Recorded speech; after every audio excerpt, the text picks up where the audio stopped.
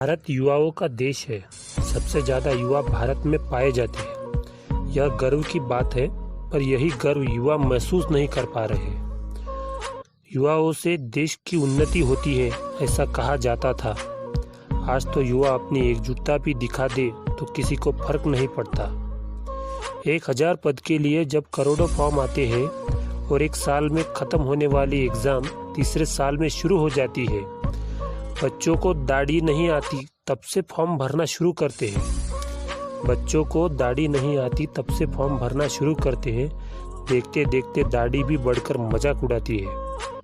Sir के बाल कम होते जाते हैं, पता नहीं दाढ़ी पर इतने बाल कहाँ से आ जाते हैं। खैर, अब दाढ़ी पर बोलने की बात नहीं, अब तो वह फैशन का विषय हो गया है।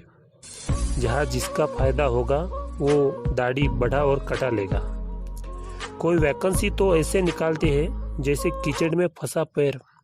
सावधान, हमने बड़ी परेशानी झेलकर इन्हें निकाला है। वैकेंसी तो बची ही नहीं, हम हैं इसीलिए युवाओं को रोजगार मिल रहा है। 70 साल वाली होती तो ये भी न मिलता। अरे भाई, जितना निकाल सकते हो उतना तो निकालो। सारा सिस्टम खाली पड़ा है, बाकी झूठ भरी बात कहीं और जाके फैलाओ।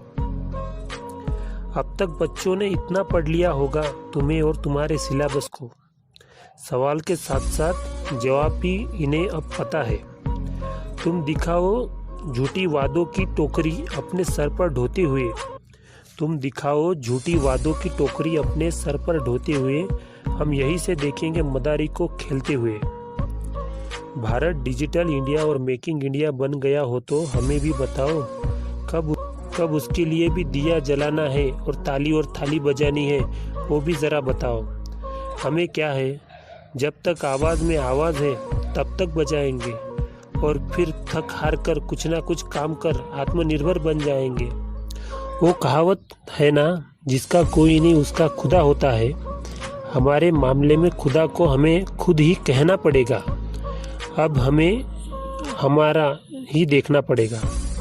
डिजिटल इंडिया के हाथों में महंगा स्मार्टफोन आ गया है। सेल्फी ले लेकर सोशल मीडिया पर फोटो वीडियो डालकर भारत का युवा देखो कैसे सो गया।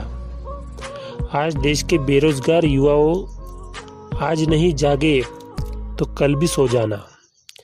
अपने ही दुनिया में ख्यालों में तुम खो जाना। वक्त गुजर जाएगा ये एहसास लेकर, हम खड़े थे बाहर तुम्हारी आस लेकर। कुछ तो करो देश के युवा बेरोजगारों के लिए। कब तक देश के युवाओं को ऐसे ही मजाक बनाओगे? धन्यवाद।